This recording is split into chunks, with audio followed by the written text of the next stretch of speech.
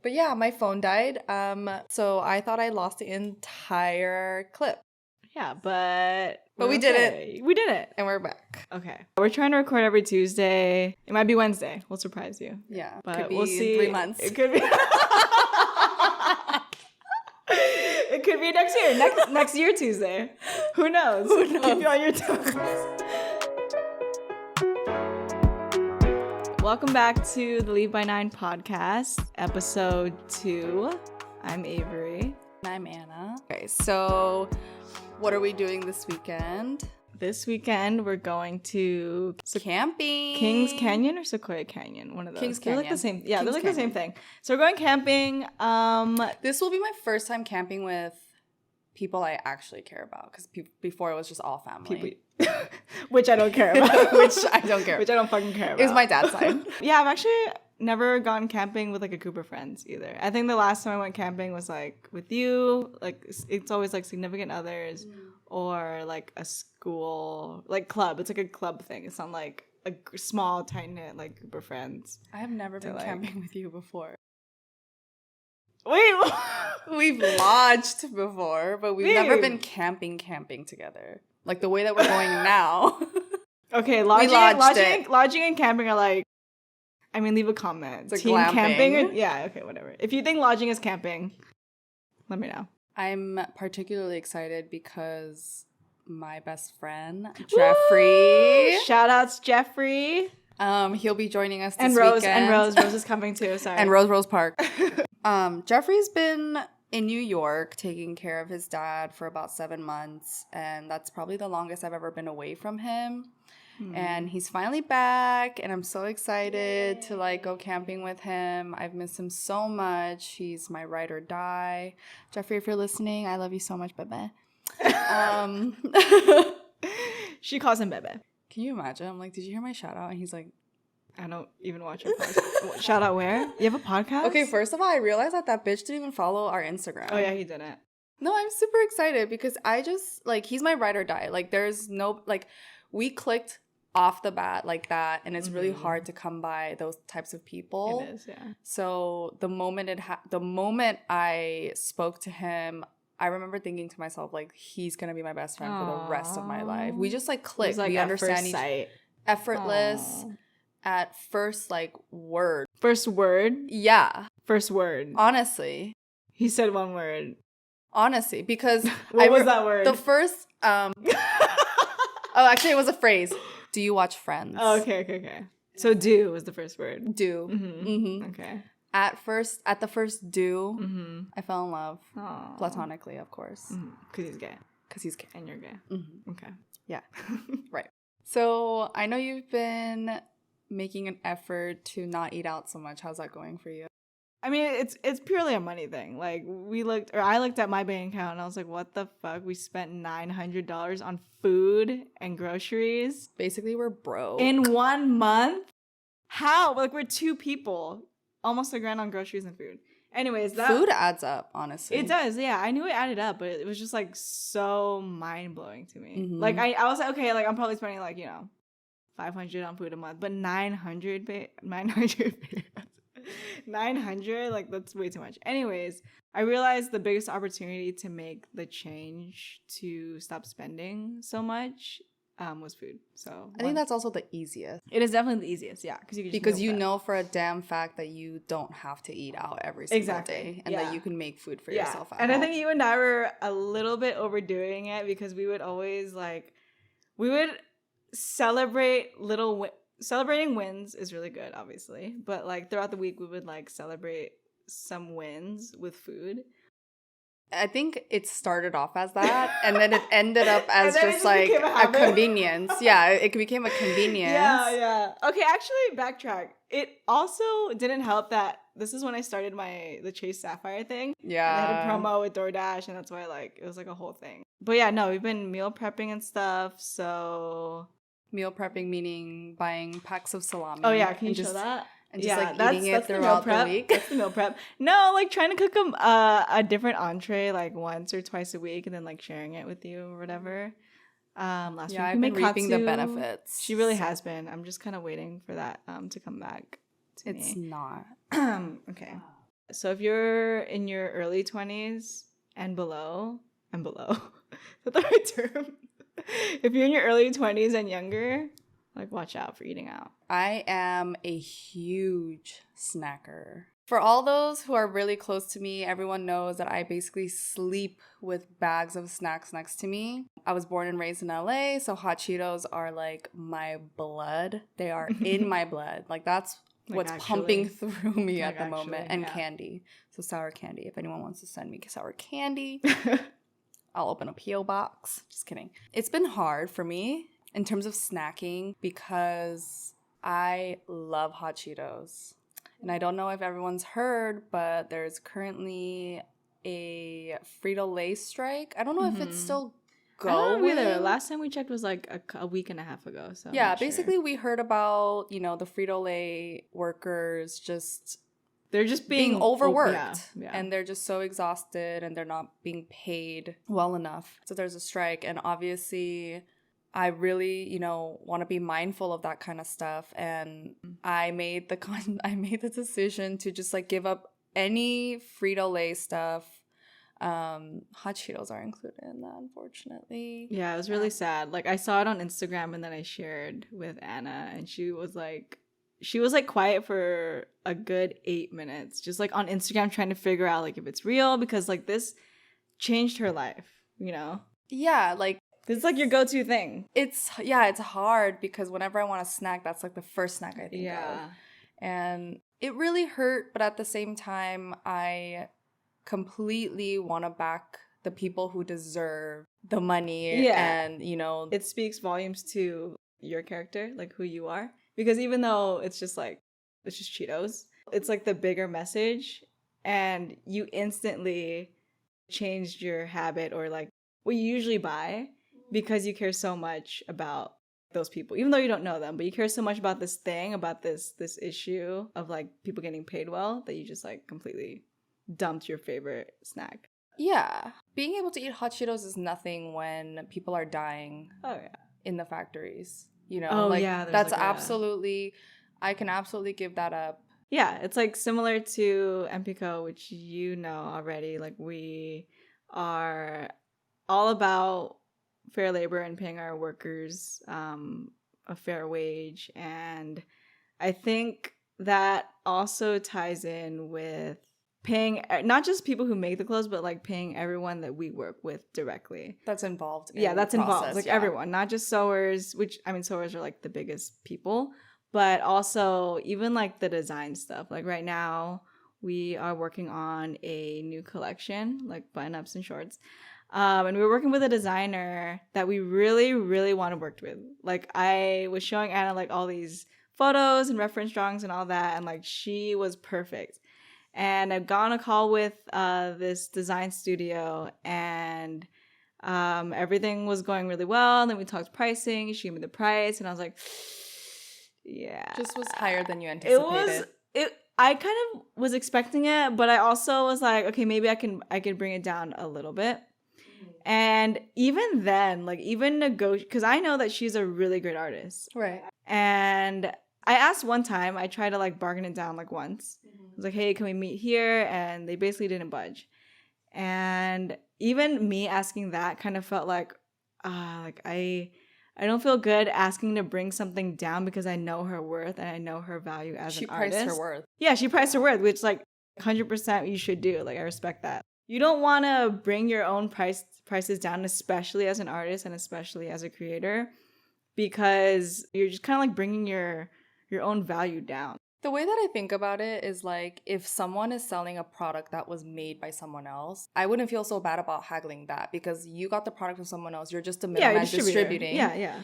However, the way that I am understanding why you felt bad is because she's going to be the person who puts her time and effort into these drawings for you to use, and you being like, can you come down lower and lower? That's like saying like, I want the same type of effort and the same type of quality, but I want to pay you less cheaper for that. Yeah, exactly. That's just saying I want your work, but I don't want to pay you what you think that's your work is worth. Yeah. Because it's like not a middle person and it's someone making it directly. It's like you kind of feel for them, which is really interesting because it's like I wonder if that would help. I mean, for example, like fast fashion, if people were to actually not know the actual person making, you know, clothes and stuff, but kind of have this more of a I guess empathy, and you kind of like see like the direct relationship versus like when you're shopping from a big retailer. There's that kind of distorts like the relationship or the empathy part of the maker. So it's like maker, middle person selling the thing. So consumer. You're saying that because most of the time there's a distributor involved, or like a wholesaler, you forget in the middle. about the person who directly made it. Therefore, the empathy goes away. Yeah, I actually think that's a very, very that's valid point. Yeah, because I know that there's this one woman, you know, designing and putting all the time in this thing. It basically, there's a wall between you as a consumer and you being able to see the hard work that gets put into whatever was made that you're buying. You were working on the podcast cover art for us with someone you found. Like, did you have like any issues? Like, I actually, so to describe that experience, like you said, the artist, shout out to Charlie. Hey Charlie. When I was working with him, it was just like, I was honestly just working with like an individual. It wasn't like someone who had like a studio and like had like a professional signature or whatever, all of that stuff. He was just like an individual who just loves creating. But that experience was actually interesting because after I saw all of the art and after all the interactions with him, and he told me what his price was, I actually was genuinely shocked because I was preparing to pay him more than what he asked. So when he was like, you know, just pay me, you know, this amount, there was something in me that wanted to pay him more, regardless of wherever he priced it at, because of all the back and forth that I had with him. Because I worked directly with that individual, and saw the work that he was putting into all of our stuff and being so accommodating. Honestly, he did this so fast. It was really fast. I gave him a concept and he turned it around in like 2 days and made edits, and then he really finished within 4 days. Our draft is just so shitty. You'll see, and I provided this draft to him and he took this and created something, and he created what is now our cover art, which is so phenomenal. Cute. Being in contact and seeing the person directly work on something for you, you definitely do have that, you carry that empathy for them. Like, and I think that all just ties back into like, if you bring in a distributor in the middle, you're like almost bringing a wall to the person who's actually creating the stuff for you. Not directly for you, you know, but for everyone. It's kind of like you're collaborating with them. It's like a team effort type of thing. You've been getting more in touch with your like creative side. Because you came from more like, well, I mean, we're still doing operations and stuff, but like now you're like doing more like artsy stuff. I think within the last year, I've really exercised like 6 months. The creative side of me, which I didn't really know that I didn't actually know that existed. If I'm to be very, but you very always honest. Drew at work. You always doodled like really well though. I'm gonna actually include some photos of the doodles because Avery they're thinks so cute. Avery thinks that they're so good, but oh my gosh, but my doodles are not great. But I've really tapped into my creative side this year, or within the past 6-7 months. And painting, doing this.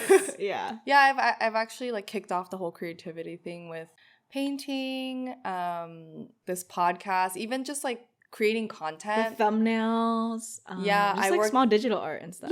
In the past month I've learned how to, you know, fundamentally use GarageBand, Final Cut Pro, Photoshop, Adobe Fresco, which is like Photoshop. It's been so nice because for starters, I didn't even know that this part of me existed. Aww. That I didn't really think I was a creative. Okay, so I'm left-handed, and obviously majority of people who are left-handed are very right brain dominant, which means they're more creative. But even then, I didn't really think that there was a creative side of me, and I think that really ties into my upbringing. Because as someone who grew up in an Asian household, creativity is not praised. No. Unless it's like music. Yeah, it's the whole like stereotypical thing about growing up Asian. Your parents want you to do something that just brings in a lot of money, and usually the creative arts don't, not as much as being a doctor, lawyer, engineer, whatever. And I think growing up in an Asian household, that really like silenced that creative side of me. I always kind of knew that I could be creative just because my imagination is so wild. I just didn't know how much of it I really had and how much I would like exercising that. I'm seeing that tapping into the creative side makes me happier, for lack of a better word. That's good. I realized with that came with a lot of self-doubt. I have a problem where I'm so critical of myself so that I can be prepared for all the critique that's going to come back at me should I let the world see whatever creative thing I'm working on. Oh, so you have like a habit of like getting to the critiques yourself on your own before someone else, like kind of like a comfort type of thing, right? Like if you think about all the critiques yourself, if someone else says it, if someone else were to say it, you wouldn't be shocked by it because you already thought about it like that. Yeah, it's like lessening the blow for myself, but also just because I think that's one of my biggest struggles is being so critical of myself. And I know this. I'm very aware of it. For example, before we even launched the first episode of Leave by 9, I was playing everything in my mind that could go wrong. Yeah, I remember. I was telling myself, like, what if people leave negative feedback? Like, what if people think that we're not interesting, we're boring? Yeah. And in the beginning of this year, what I tried to tell myself, and I still try to tell myself till this day, is like, let go of the really small details. There is no reason for me to overthink every single situation without even knowing how it's actually going to play out. Yeah. But they're just scenarios. Yeah. And I think like we launched our first episode or we even launched the podcast in general today. And I was overwhelmed with anxiety. And I think that's because I was just waiting for someone to be like, this is crap. Like negative? Well, I guess all anxiety is negative. Obviously. Like that's... And wow. To be fair, like it was received so well by our friends. Thank you. All I've heard today were positive things, but there was still a doubt in the back of my mind that like, is this good enough for the world to see? And I'm always thinking like before I even do anything, I'm always thinking about, okay, like, is it even going to be worth it in the end? And if I do release this, if I do show the world like whatever creative thing I've been working on, like, is it going to be well received? Like, what if someone thinks like this painting is stupid because of the colors I use? Like, I will literally think about every single thing that could possibly go wrong and scare myself into not doing it. I know. That's my problem. I know. And so I'm really working on this year to like let go of the really small details. Yeah, at least you're aware of it. Because I do remember before we even did the first episode, when Leave by 9 was just like an idea. I remember I was texting you, I was like hyping everything up. I was like, oh my God, I'm so excited. We have everything ready to go. We can start filming next week. All these things. And then you're like, you're not scared that our dynamic's gonna be all weird or like you anticipating. You can feel like I get the hesitation. Yeah. Even though you were also really excited, it kind of sounded joking, like in a joking sense, but I knew there was a part of you that was like really scared. Worried of what might come that's negative, And I think that's why I actually really love that you're here and you're co-hosting this with me, because ultimately I think we work together so well, because no matter how much I doubt, you're the type of person to be like, we're gonna post it and everything's gonna be great. You're like you like balance out the negativity, which is amazing. And I'm sorry if you ever get annoyed of how negative I get. I would never be annoyed. We're doing the thing. It's like baby steps, I would never be annoyed because you're at where you're at and you acknowledge, the way that you think. You're like actively working on it. So I would never be annoyed at like your progress because it's like your own progress, you know? It's not like hurry up and stop being negative, you know? It's not like you're negative like all the time. You're just, you know, worried and you're asking questions because you're scared sometimes. I mean, I was always scared because our relationship is fairly new, but also like going into business with someone, especially with your partner, like you never know how that's going to play out. Yeah. But luckily, we are very creatively aligned. Yeah. I think we both got lucky in the sense that we are aligned on those things, but also I feel like when we are not aligned on things, we know how to hear from the other person, like, okay, what's not right about this, or what do you think it should be instead? You know, it's not like it should be like this and then resentfully agree. Yeah, there's none of that. No. My parents, they would rather me, you know, like join the military, do something in aerospace, like science or tech or math or whatever.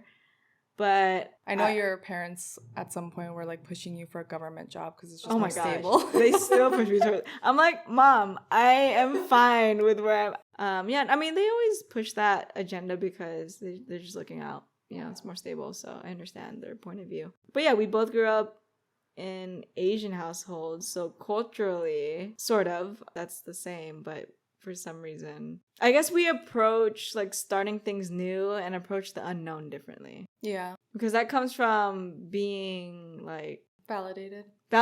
Yeah, like validated. Like maybe you didn't get that. No, I didn't. I mean, I first, like, you know, without exposing myself too much already on the second fucking episode, my growing up, you know, I had to grow up really quickly. I think it's a combination of a lot of different things. One being like growing up in an Asian household, and you know, if you're Asian and you know you grew up in an Asian household, like that your parents expect you, or not expect, but they really push you to go more into the medicine field or engineering, something that brings in something that really like it brings in stability. It brings stability, like financial stability, but also, you know, it ties in with education. But I grew up in a very broken household, so I feel like as a kid I never had that validation. I was never told like, you know, you can do everything that you want to do, which I feel like, you know, a lot of Asians probably don't get that conversation from their parents. But yeah, it's that, and I think with a combo of all of that, I never felt like I was safe to explore other avenues because I never felt I was good enough to begin with. I think that all ties into why I'm so critical of myself. I mean, besides the fact that, you know, I'm an Aquarius, and I feel like there is a placement in my chart where people with that placement tend to overthink everything before they make a decision, and they like to outweigh all the. I feel like that is Aquarius. No, I think it is Aquarius because stereotypically we are known to like be very detached, and we are very analytical thinkers when it comes to those kinds of things. Like problems? We like to detach our emotions from stuff and think about it very logically and analytically. And I think even when I do that, my logic goes to like, well, I'm not good enough, so what makes me think that I could be putting stuff out there like for people to see?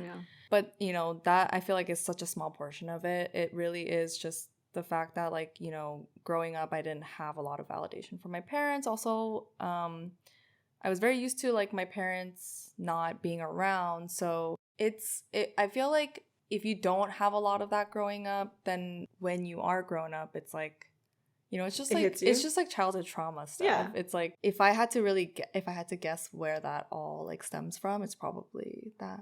I mean, that's when your brain develops the most. So if you didn't have that and growing up, you realize that there's that validation lacking, then it's going to affect how comfortable you are to like put yourself out there and try different things. Yeah, and I'm actively trying to heal that like inner child that needed that but never got that, you know?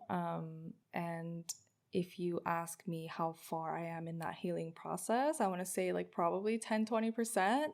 That's which is pretty good, I progress. think. You know, I think awareness is a huge part of it. Oh my I gosh, think being yeah. aware of yourself doing that is such a huge part of it.